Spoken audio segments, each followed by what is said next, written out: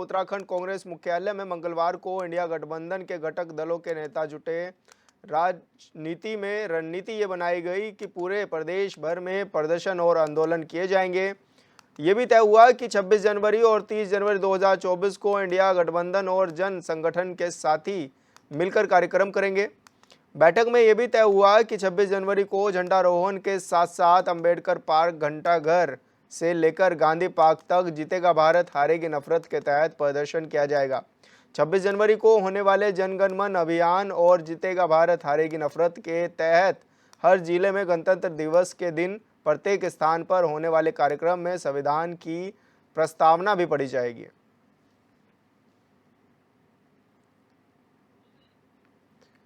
तो बड़ी खबर बता रहे हैं हम आपको, बीजेपी के खिलाफ कांग्रेस प्रदर्शन करेगी और जीतेगा भारत हारेगी नफरत तरह के अभियान भी चलाए जाएंगे। 26 जनवरी को ये रैली भी निकाली जाएगी और कार्यक्रम में संविधान की प्रस्तावना पढ़ने पर भी जोर दिया गया है। बीजेपी के खिलाफ कांग्रेस ने रणनीति तैयार की है। लोकसभा चुनाव से पहले सभी जो मुख्य विपक्षी दल हैं वो सब जुटे हैं और ये भी कहा गया है कि कार्यक्रम में तमाम तरह के कार्यक्रम इस दौरान लगे हैं और जीतेगा भारत हारेगी नफरत कार्यक्रम भी किया जाएगा।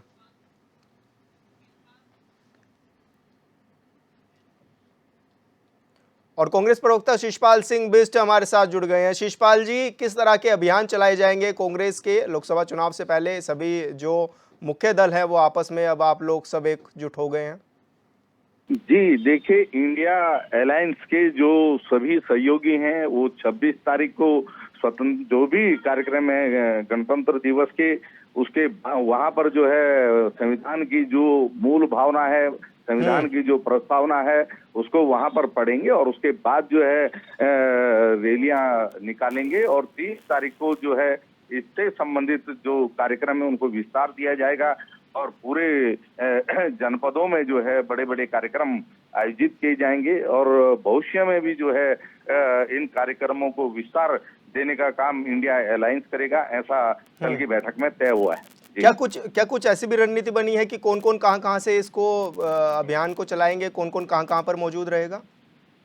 बिल्कुल बिल्कुल, ये सारी व्यापक रणनीतियां बन रही हैं क्योंकि जैसा कि आपको जानकारी है 28 तारीख को हमारे आदरणीय राष्ट्रीय अध्यक्ष मल्लिकार्जुन खड़गे विशाल कार्यकर्ता सम्मेलन को संबोधित करने के लिए देहरादून आ रहे हैं। उस कार्यक्रम की भी व्यापक स्तर पर तैयारियां हो रही हैं और वहां भी जो है हम व्यस्त हैं और इस कार्यक्रम की सफलता के लिए भी कल बैठक हुई थी और फिर जो है आज कल में दोबारा से बैठक होगी और सभी को जो है जिम्मेदारियां 30 तारीख के कार्यक्रम के लिए सौंपी जाएंगी। लेकिन शिषपाल जी, अभी जो सीट बंटवारे को लेकर के है उस पर तो अभी कोई चर्चा ही नहीं हो पाई है, तो फिर किस तरह से अब उत्तराखंड में किस तरह से हम देखें कि जो कांग्रेस है वो अपने साथियों के साथ मिलकर के अब आगे की रणनीति तैयार कर रही है? नहीं, आप देख रहे हैं ना, इंडिया अलायंस के सभी साथी एकजुट होकर के एकमत होकर के कार्यक्रम तय कर रहे हैं और अभी एक चीज तो तय है कि सब एकजुटता के साथ चुनाव में जाएंगे। कैंडिडेट कौन होगा वो भी जल्दी तय कर लिया जाएगा। 26 तारीख को हमारा स्क्रीनिंग कमेटी उत्तराखंड का दौरा कर रही है और निश्चित तौर पर पार्टी अपने स्तर पर पूरी तैयारियां कर रही है। इंडिया अलायंस के स्तर पर, केंद्रीय स्तर पर सारी चीजें तय हो रही हैं और जो भी केंद्र का निर्देश होगा वहां से जो भी तय होगा सभी सहयोगी उसको जो है मानने का काम करेंगे। लेकिन कांग्रेस पार्टी अपने स्तर पर भी सभी तैयारियां कर रही है। कोई भी कोर कसर लोकसभा चुनाव के लिए किसी भी स्तर पर पार्टी नहीं छोड़ना चाहती है और इसीलिए ये सारी गतिविधियां आप देख ही रहे होंगे। और 27 तारीख को हमारी मैनिफेस्टो कमेटी भी उत्तराखंड का दौरा कर रही है, उसके लिए भी जो है एक व्यापक कार्यक्रम तय किया गया है। सभी सामाजिक संगठनों और जो भी बुद्धिजीवी हैं, जो भी एक्टिविस्ट हैं, सबको उसमें आमंत्रित किया गया है कि वो अपने सुझाव दें। तो हर स्तर पर तैयारी हो रही है, इंडिया गठबंधन के स्तर भी तैयारी हो रही है और हम एकजुटता के साथ तानाशाही के खिलाफ जो है एकजुट हैं और निश्चित तौर पर जिन मुद्दों पर हम एकजुट हैं उस मुद्दे पर तो कम से कम अभी जनता के बीच जा ही सकते हैं और भविष्य में जो तय होगा कैंडिडेट के स्तर पर वो भी आपके सामने आएगा। शिषपाल जी, आप बने रहिए हमारे साथ और बीजेपी से प्रवक्ता सचिन गुप्ता भी हमारे साथ जुड़ गए हैं। सचिन, आपने सुना कि जो बता रहे हैं प्रवक्ता कांग्रेस के, कह रहे हैं कि किस तरह से जो चुनावी रणनीति है वो सेट हो चुकी है और ये लोग जिस तरह से अब कई तरह के अभियान भी चला रहे हैं और अब जनता के बीच भी जा रहे हैं, किस तरह से देख रहे हैं आप, क्या कुछ कहेंगे? देखिए विशाल, चुनावी रणनीति नहीं, मैं तो ये कहूंगा कि कांग्रेस की रोटी तैयार हो गई है और सेकने का प्रयास हो रहा है। भानुमति का कुनबा एक तैयार हुआ है जिसमें अखिलेश अग्रवाल से इनकी नहीं बन रही है, नीतीश कुमार से इनकी नहीं बन रही है, उद्धव ठाकरे से इनकी नहीं बन रही है, केजरीवाल से इनकी नहीं बन रही है। अभी तक सीटों के किसी बंटवारे को लेकर कोई रणनीति कोई तैयार नहीं है। लेकिन फिर भी जो है कांग्रेस कहते हैं कि हमारा अलायंस तैयार है, तो ठीक है, ये अलायंस उनको मुबारक हो। लेकिन मैं तो सिर्फ इतना ही कहूंगा कि जो राम को नकार कर जो है राम जन्मभूमि के इतने महत्वपूर्ण पर्व पर जहाँ पूरे देश की जो है एक एक हिंदू जो है नतमस्तक हो रखा है, एक एक बच्चा नतमस्तक हो रखा है, उसको नकार रहे हैं, तो मुझे नहीं लगता है कि जो है शायद ही जो है कांग्रेस को जो है इस समय वर्तमान में कोई राह दिख रही है।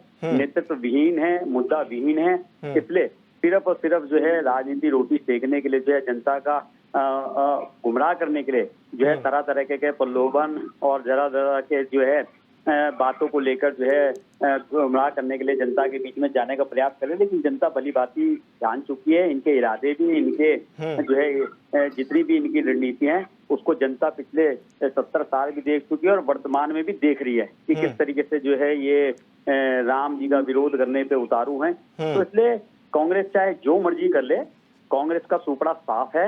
मैं उत्तराखंड की बात नहीं कर रहा हूँ, पूरे देश की बात कर रहा हूँ। 400 वाली सीट वाली कांग्रेस 40 पर आ गई और अब की बार मुझे लगता है शायद सिंगल फिगर पे जो है पूरे देश में कांग्रेस की सीटें रहने वाली है। इसलिए कांग्रेस को तो मैं सिर्फ इतना ही सलाह दूंगा या इनके सभी अलायंस को कि जो है जो राम का नहीं हुआ वो किसी का नहीं हो सकता और जनता के मन में राम बसे हैं, एक एक कण कण में राम बसे हैं। इसलिए जो है जनता उतारू है दोबारा से जो है नरेंद्र मोदी जी को पुनः तीसरी बार प्रधानमंत्री बनाने के लिए। इसलिए जो मर्जी करना चाहे ये इनको जो है मैं यही कहूंगा कि स्वतंत्र है, लोकतांत्रिक पार्टी है, इन्हें करना चाहिए। लेकिन यह है कि गुमराह ना करें, जनता को झूठी बातें ना बोलें, इसी में इनको लाभ है। अच्छा सचिन जी, कांग्रेस कह रही है कि जीतेगा भारत, हारेगी नफरत, तो नफरत कौन कर रहा है ये, मतलब इसमें आपका क्या कहना है, कौन नफरत फैला रहा है? एक तरफ देश के 125 करोड़ जनता है और 125 करोड़ में अगर मैं बोलूं तो कम से कम 120 करोड़ जनता तो एक तरफ है जो प्यार मोहब्बत राम नाम के गुणगान गा रही है, राम नाम के मद में मदहोश हो रखी है। एक तरफ वो है और एक तरफ केवल ये कांग्रेस के कुछ चुनिंदा नेता और इनके लोग हैं। तो आप बताइए नफरत किस ओर है, प्यार किस ओर है? प्यार तो जनता दिखा रही है, अपार प्यार दिखा रही है। अगर ये भी उस प्यार के अंदर सम्मिलित होते तो मुझे लगता है कि ये प्यार की बातें करें।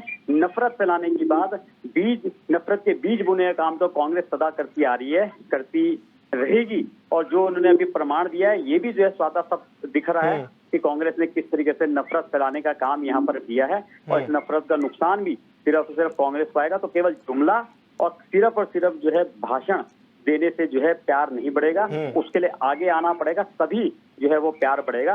इससे जो है जनता आपके इन नारों को भी पहचानने लगी है और इरादे तो जनता आपके देख ही होगी किस तरीके से जो है कांग्रेस ने देश को लूटा खसोटा। और आज वर्तमान की जो सरकार है पूरे संसार में जिसकी जय जयकार हो रही है, आज जो है उस सरकार को भी जो है जनता देख रही है। तो मुझे तो सिर्फ ऐसा लगता है कि केवल नारों की और झूठे वादों की जो है कांग्रेस पार्टी रह गई है, बाकी ये इसके अंदर अब कोई दम नहीं रहा है, ये जनता भी देख चुकी है। शिषपाल जी, जिस तरह से सचिन जी कह रहे हैं कि जो राम के नहीं वो जनता के क्या होंगे, मतलब ये इस तरह के आरोप लग रहे हैं आप लोगों पर? देखिए विशाल जी, राम का कौन है और राम के नाम पर राजनीति कौन कर रहा है, तो चारों पीठों के शंकराचार्य बता रहे हैं। जो शंकराचार्यों को नहीं मान रहे हो, जो शास्त्रों को नहीं मान रहे हो, जो लगातार राम के नाम पर वोट की राजनीति कर रहे हो, जनता उसे भली भांति समझ रही है। और ये कह रहे हैं कि इंडिया अलायंस के दल जो है भानुमति का कुनबा है, तो इनका जो 38 दलों का कुनबा है वो तो कहीं दिखाई नहीं दे रहा, वो तो एक बैठक के बाद दोबारा से सो गया। और इंडिया अलायंस के दल तो एकजुट भी हो रहे हैं, मीटिंग भी कर रहे हैं, सारे कार्यक्रम भी तय कर रहे हैं, जनता के बीच भी जा रहे हैं। तो कौन जो है असल है, कौन नकल है, जनता देख रही है। क्योंकि भाजपा केवल ध्रुवीकरण की राजनीति करना जानती है और ध्रुवीकरण के लिए कुछ भी करेंगे। लेकिन आज देश के अंदर जो ज्वलंत मुद्दे हैं, महंगाई है, बेरोजगारी है, कानून व्यवस्था है, डूबती हुई अर्थव्यवस्था है, अग्निपथ योजना है जिससे सेना को इन्होंने कमजोर करने का काम किया है, ओपीएस का मुद्दा है। भाजपा जो है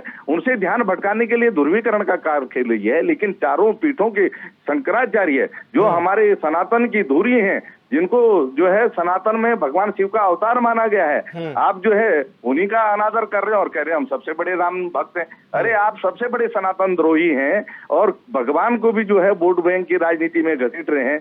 भगवान भी ये सब कुछ देख रहे हैं और मुझे लगता है जिस राम के नाम पर ये देश की और प्रदेश की सत्ताओं में आए हैं, उसी राम के नाम पर जो है इनकी देश और प्रदेश से विदाई होना तय है, क्योंकि इनसे निकृष्ट मानसिकता की राजनीति इस देश के अंदर किसी भी राजनीतिक दल ने आज तक नहीं की। संविधान की लगातार अवमानना हो रही है। देश के अंदर तानाशाही पूर्वक शासन जिस तरीके से हो रहा है, देश के लाडले जनता के दुलारे जननायक राहुल गांधी जी को आप भगवान के दर्शन से रोकते हैं। आखिर क्या डर आपके अंदर है? आप क्यों इतना बौखलाहट घबरा गए हैं कि आप जो है व्यक्तिगत आस्था पे भी पहरा लगा रहे हैं? क्या केवल भगवान के दर्शन मंदिर में जाने का अधिकार भाजपा के लोगों को ही है, अन्य दलों के लोगों को, या कोटि कोटि लोग जिनकी आस्था भगवान में है, भगवान राम में है, आप जो है पुलिस के डंडे पर उसको भी रोकने का काम कर रहे हैं? तो भाजपा जो है अपनी निकृष्ट राजनीति पे उतरी हुई है और निश्चित तौर पर इस बार जनता जो है इनको सबक सिखाने का काम करेगी और भाजपा का जो षड्यंत्र है, भाजपा का जो दुष्प्रचार है और बिल्कुल शिषपाल जी, आपका और सचिन जी आपका भी, आप दोनों ही मेहमानों का बहुत बहुत शुक्रिया हमारे साथ जुड़ने के लिए और